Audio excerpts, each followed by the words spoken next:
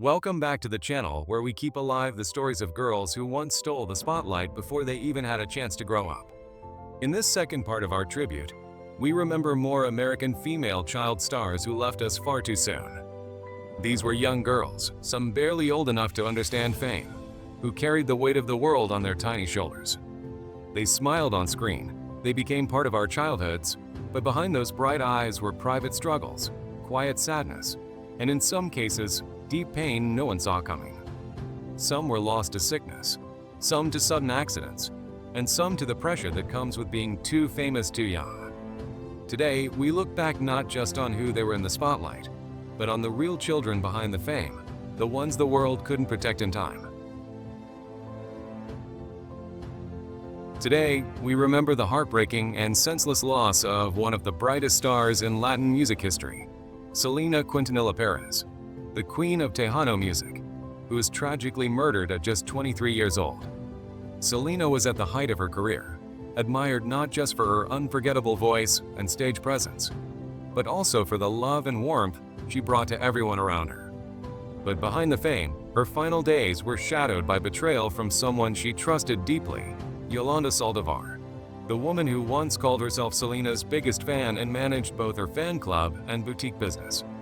In the months leading up to March 1995, serious concerns began to emerge regarding Saldivar's erratic behavior, mishandling of employees, and financial discrepancies, with accusations of embezzling over $30,000 from the fan club and boutiques.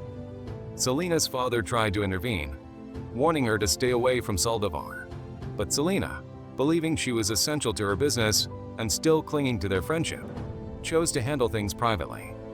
On the morning of March 31, 1995, Selena met with Saldivar at a Days Inn motel in Corpus Christi, hoping to retrieve important financial documents. Just moments after confronting her, Saldivar pulled a revolver from her purse and shot Selena in the back. The bullet severed her subclavian artery, causing massive internal bleeding. Despite being gravely injured, Selena managed to run nearly 400 feet toward the hotel lobby, leaving a trail of blood before collapsing. With her last breaths, she identified her killer. Paramedics rushed her to Corpus Christi Memorial Hospital, where doctors fought to save her life with blood transfusions and open chest surgery. But the damage was irreversible. At 1:05 p.m., she was pronounced dead from blood loss and cardiac arrest. Her autopsy revealed just how fatal the single bullet had been, and the entire country, especially the Latino community, was shaken to its core. Her killer was arrested after a 9-hour standoff and is now serving a life sentence. Selena's death wasn't just a tragic end to a promising life. It was a cultural wound that still aches decades later. She had become a beacon of representation for Mexican Americans and a powerful female figure in a male-dominated music genre. From singing in her family band Selena y Los Dinos as a child, to winning a Grammy, launching a fashion empire, and topping charts with songs like Como a la Flor and Amor Prohibido, Selena had achieved more by 23 than many do in a lifetime. Born in Lake Jackson, Texas, she had a magnetic presence that crossed cultural boundaries, singing in both English and Spanish, inspiring generations with her passion and authenticity. Her posthumous album Dreaming of You made history by debuting at #1 on the Billboard 200, and her life story was immortalized in the 1997 film Selena, starring Jennifer Lopez. But no award, no film, and no tribute can erase the pain of losing her so violently and so young. Selena was more than a superstar. She was a daughter, a wife, a friend, and a symbol of pride for millions.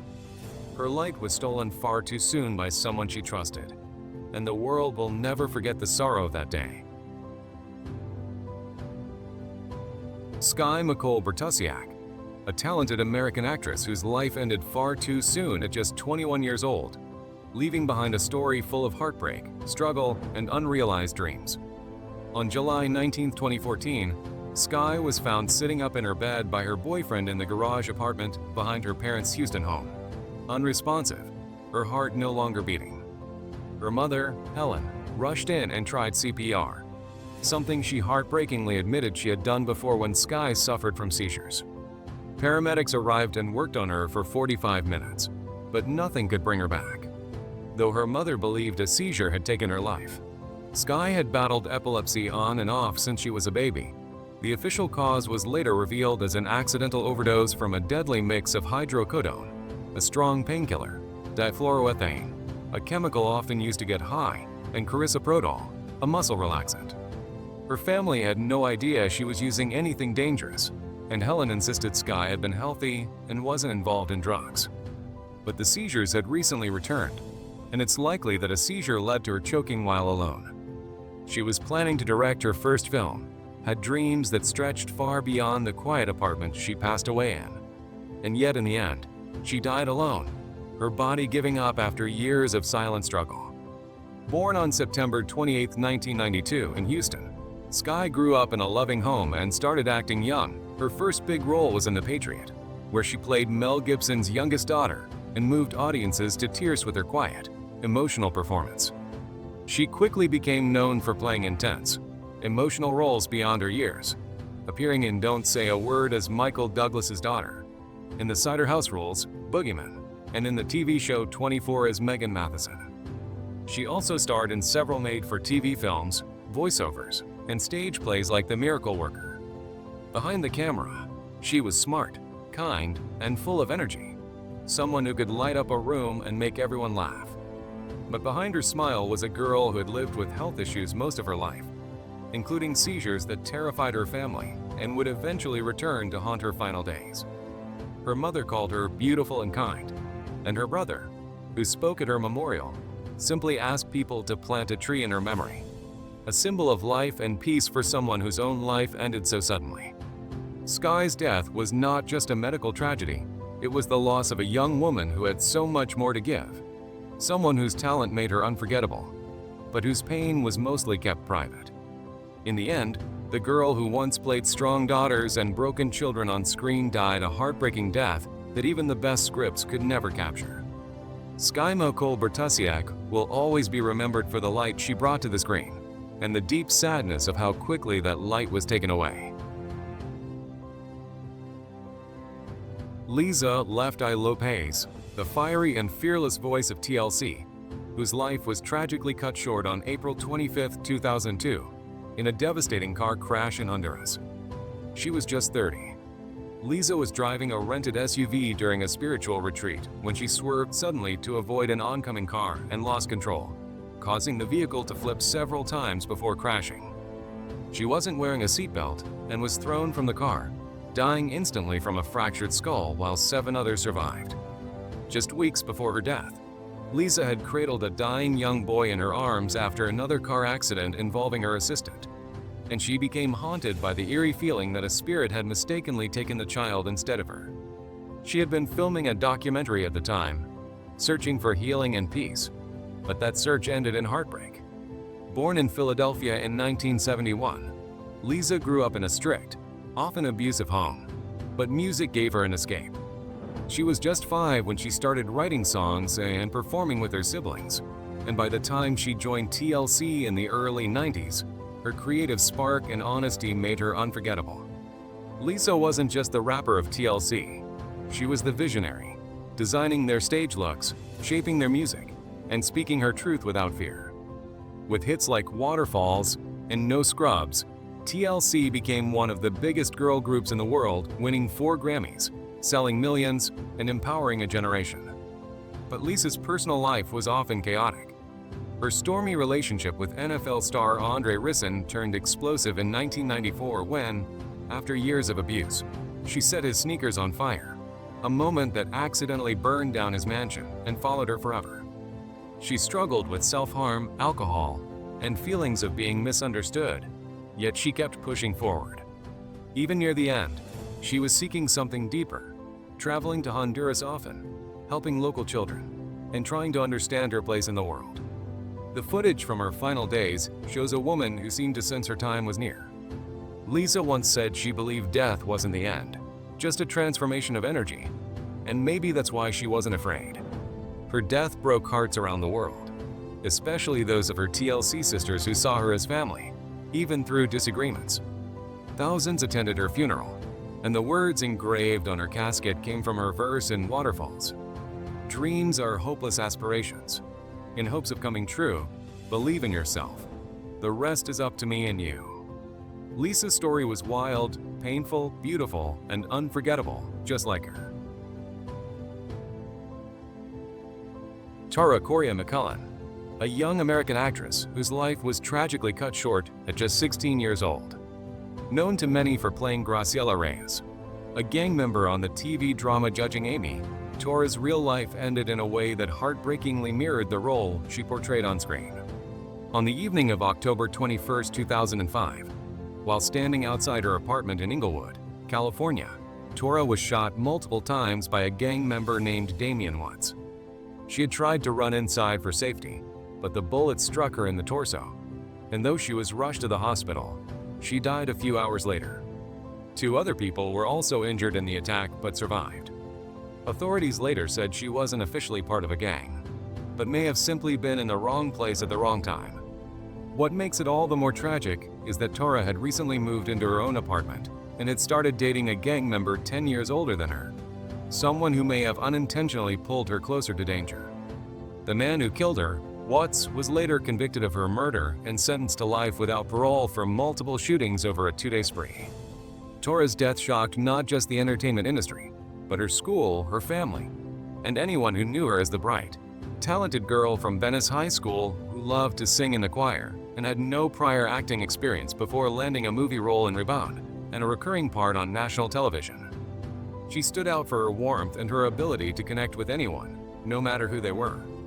Her parents described her as someone full of energy, someone who could light up a room, and someone who made friends with everyone, from crew members to fellow actors, without judgment. Her rise in Hollywood was quick, promising, and sadly, far too short. Tora's story is not just about fame or talent, but about a life full of hope that was stolen far too soon by violence she didn't deserve. She had just begun to build a future for herself, but in one moment, it was all gone. Now, nearly 20 years later, her name lives on not only through her work, but also as a painful reminder of how fast a young life can be taken, and how some of the most talented souls never get the time to show the world everything they were capable of becoming. Brittany Murphy, a vibrant and talented American actress and singer whose life ended far too soon under deeply heartbreaking circumstances. On the morning of December 20, 2009, Brittany collapsed in the bathroom of her Los Angeles home. Her mother, Sharon, heard her cry out, "Mommy, I can't catch my breath. Help me." And within hours, Brittany was gone. She died at just 32 years old at Cedars-Sinai Medical Center after going into cardiac arrest, leaving behind a storm of grief and unanswered questions. The official cause of death was severe pneumonia, worsened by extreme iron deficiency anemia and multiple medications she had been taking, both over-the-counter and prescription, to treat flu-like symptoms she'd been struggling with for weeks. What makes it even sadder is how treatable her condition could have been if only she had gotten proper medical care in time. Her final days were filled with weakness, shortness of breath, and worsening illness. But despite clearly being very sick, she stayed home, trying to recover quietly, unaware her body was shutting down. An autopsy revealed she was dangerously anemic, so much so that if doctors had seen her blood work even a week before, she might have been rushed into emergency treatment that could have saved her. The medications found in her system weren't illegal or abusive, but in her fragile state, they became too much for her body to handle. Her husband, Simon Monjack, and her mother denied drug abuse, suggesting instead a heart condition or possibly even toxic mold in their home, though later investigations left those theories unproven. Strangely and tragically, just 5 months later, Simon also died in the same house from the same causes, pneumonia and anemia, raising even more questions that only deepened the sadness around Brittany's death. But long before her final days, Brittany was a force of talent and energy. Born in Atlanta on November 10, 1977, she was raised by her mother in New Jersey, where money was tight and life was tough. She often ate spaghetti every night, and sometimes begged for clothes at Kmart. Still, her mom believed in her dream so deeply that she sold everything to move with her to Los Angeles when Brittany was just a teenager. That leap of faith paid off when Brittany broke through as the sweet and awkward Ty in Clueless in 1995. From there, She built a career full of range and heart, taking on dramatic roles in Girl, Interrupted, and 8 Mile, and lighting up comedies like Uptown Girls and Just Married. She also voiced the beloved Luann Platter on King of the Hill for over a decade, and even released a chart-topping dance track in 2006. But behind her smile, Britney struggled silently with body image issues, intense pressure in Hollywood, and eventually serious health problems. Despite her efforts to stay strong and push through, her body couldn't hold on. Her last words, according to her husband, were, "Mom, I'm dying, I love you." And they echo now as a heartbreaking reminder of how fragile and overlooked her condition truly was. Brittany Murphy was more than the roles she played. She was a bright, caring, and passionate woman who gave everything to her craft and was taken far too soon. Her story is one of talent, struggle, and tragedy, and it leaves behind a legacy that still touches fans all over the world. J. Madison Wright Morris, a former American child actress whose life was full of promise, talent, and heartbreaking tragedy. Born on July 29, 1984, in Cincinnati, Ohio, Madison was raised in Kentucky and began modeling at the age of 5, later moving with her family to Los Angeles to pursue acting. Her breakout role came at just 10 years old as True Danziger in the sci-fi series Earth 2, and she soon appeared in other notable roles, including an emotional part in where she played a dying child, and the family film Shiloh alongside her younger sister. But behind the bright lights and early fame, Madison's real-life battle began in her teens when she was diagnosed with restrictive cardiomyopathy, a severe disease that damages the heart muscle. At just 15, after repeated illness and long hospital stays, she received a life-saving heart transplant at the Cleveland Clinic in 2000, a moment of hope after years of fear. Actor Clancy Brown, who once played her on-screen father, even led efforts to help cover her medical costs and gifted her a laptop, offering kindness during the darkest times. Despite the odds, Madison didn't give up. She left Hollywood, returned to Kentucky, and focused on her education, eventually earning a degree in English and her teaching credentials. She spent her time speaking to others about the importance of organ donation, using her own story to inspire. But just when it seemed her life was finally coming together, she had just married Brent Morris, a medical student. On July 8, 2006, tragedy struck again.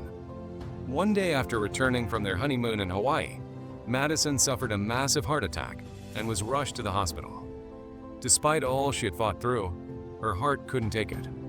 She died on July 21, 2006, only 2 weeks after her wedding and just 8 days before her 22nd birthday. She had been preparing to start her first job as a high school English teacher that fall. Her funeral was held at the same church where she had just gotten married. Madison's story is devastating not just because of how young she was, but because she had overcome so much and was finally ready to start a new chapter.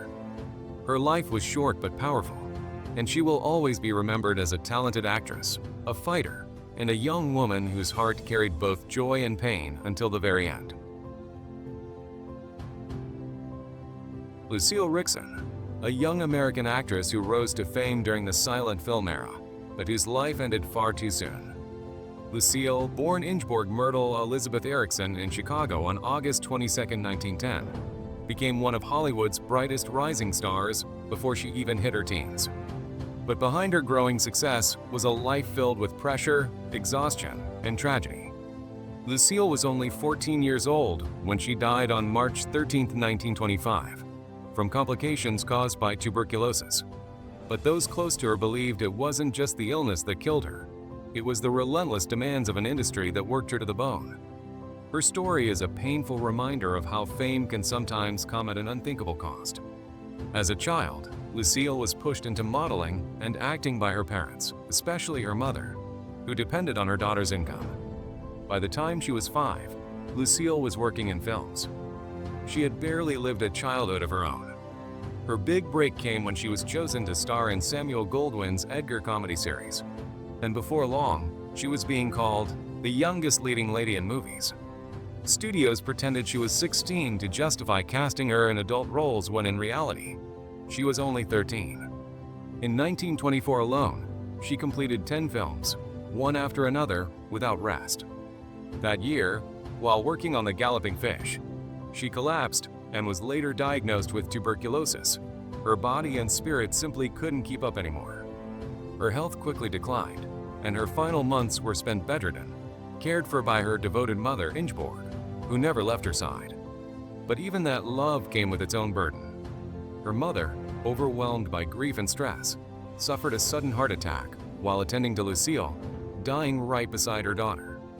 Just 2 weeks later, Lucille followed her into death. It was said that during one of her last moments, Lucille tried to hold on, whispering through tears that her mother believed in her, that she still had a future, that she wasn't supposed to die. That kind of hope from a dying 14-year-old is enough to break anyone's heart.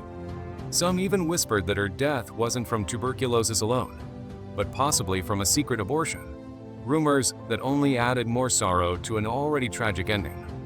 Lucille's body was cremated and buried alongside her mother at Forest Lawn in Glendale. She was just a child who wanted to act, who smiled for the cameras and lit up the screen, but who paid the ultimate price for a dream that was never really hers alone. Her last film, The Denial, came out 10 days after her death, like one final goodbye. Lucille Rickson should have had a long life filled with memories, not just movie roles. Instead, she became a symbol of how the weight of fame can crush even the most innocent. Dorothy Dell, a rising young star whose life was cut tragically short at just 19 years old. Dorothy Dell, born Dorothy Dell Goff, was a talented American film actress who seemed to have everything ahead of her: a blossoming Hollywood career, beauty pageant crowns, and a love story that was just beginning. But on the early morning of June 8, 1934, everything came to a devastating end when the car she was riding in spun out of control after a party in Altadena, California. The driver, 38-year-old Dr. Carl Wagner, a Pasadena surgeon, was speeding down a winding road when he missed a curve, crashing the car into a boulder, then a telephone pole, and finally a palm tree. The vehicle rolled over and over, ending up in a crumpled heap. Dorothy was pinned under the wreckage and killed instantly. Dr. Wagner was thrown from the car and died hours later in the hospital. Just days before her death, Dorothy had mentioned the old superstition about celebrities dying in threes. She wondered aloud who might be next after the recent deaths of Lou Cody and Lillian Tashman. No one imagined it would be her. Her sudden death stunned Hollywood, especially as she had just wrapped filming for Shoot the Works and was being seen as Paramount's next big star. Dorothy had already won hearts with her role in Little Miss Marker alongside Shirley Temple, and her performance in Wharf Angel earned her glowing reviews. She was more than just a pretty face. She had real charm, a powerful voice, and a sense of humor that lit up the screen. Born in Hattiesburg, Mississippi, in 1915, Dorothy was winning beauty contests before she could even talk, named the most beautiful baby in her town at just 13 months. Her family moved to New Orleans when she was a child, and by 17, she had already won Miss New Orleans, and then the title of Miss Universe at the International Pageant of Pulchritude. Determined to help her best friend Dorothy Lamour succeed, she turned down better offers to perform in vaudeville. She later made it to New York, joining the Ziegfeld Follies and making a name for herself on Broadway. Her personal life was full of ups and downs. She had a brief romance with singer Russ Colombo and was reportedly engaged to caricaturist Nat Carson, who had just proposed from London shortly before she died. Dorothy had faced death before: a dog attack as a child, a yacht explosion she narrowly avoided, a serious car crash in 1931 that left her hospitalized for months, and even a broken leg while performing. But none of that prepared anyone for the final, fatal accident that took her away. She was a young woman full of life, promise, and talent, and Hollywood never got the chance to see how far she could have gone. Her tragic death not only ended a life, but left a silence where a brilliant future had once been. She was laid to rest in Metairie Cemetery in New Orleans, where her story began, and where it came to a sudden, sorrowful end. Sammy Kane Kraft, a young woman whose talent, heart, and light were taken far too soon in a tragic accident that still haunts those who knew and loved her. Sammy was just 20 years old when she lost her life on October 9, 2012, in a devastating car crash on the Santa Monica Freeway in Los Angeles. She was riding in the passenger seat of an Audi when it slammed into the back of a semi-truck and was then hit by another vehicle. The car was reportedly going at a high speed, and the driver, her 21-year-old friend Molly Adams, was later arrested on suspicion of felony drunk driving. Sammy was trapped inside the wrecked car when emergency responders arrived and was rushed to Cedars-Sinai Medical Center, where she was pronounced dead. She didn't make it. Her death was shocking, sudden, and completely preventable, and it left a hole in the lives of her family, friends, and fans that could never be filled. Her heart was donated to Yvonne Payne, wife of TV personality Charles Payne, a final act of giving from someone who still had so much more to give. Sammy was born on April 2, 1992, in Livingston, New Jersey, and even as a child, it was clear she was different, gifted, driven, and full of spirit. She was a natural athlete, a star baseball player with a fastball that could hit 75 miles per hour. At just 13, she was discovered on a baseball field in Los Angeles and cast in her only acting role as Amanda Wurlitzer in the 2005 remake of Bad News Bears. She brought toughness, confidence, and charm to the role and held her own alongside seasoned actors like Billy Bob Thornton. She once said she couldn't fill Tatum O'Neal's shoes, but wanted to bring her own New York toughness to the part, and she did just that. She was the real deal, talented, fearless, and funny. Off the field and screen, Sammy had a deep love for music. She started a garage folk project in San Francisco called Scary Girls and performed in small venues, even recording music with her brother. She had recently moved back to Los Angeles and was studying at Santa Monica College, working on new creative projects. She was close with her family, loved the Yankees, and lived with a rare mix of grit and kindness. Alan Ahame, one of her closest friends, honored her by taping Sammy's initials, SKK, to her guitar and writing the third verse of the song, Hallelujah, in her memory. Sammy's life was rich with promise, with laughter, with art, and with love, but it was all taken in a single night because someone made a terrible choice. The pain of that loss will always linger. She is survived by her parents, 2 older brothers, and her grandfather. Sammy Kane Kraft wasn't just a young actress or a gifted pitcher or a singer with big dreams. She was a daughter, a sister, a best friend, a bright light, and a life that should never have ended the way it did.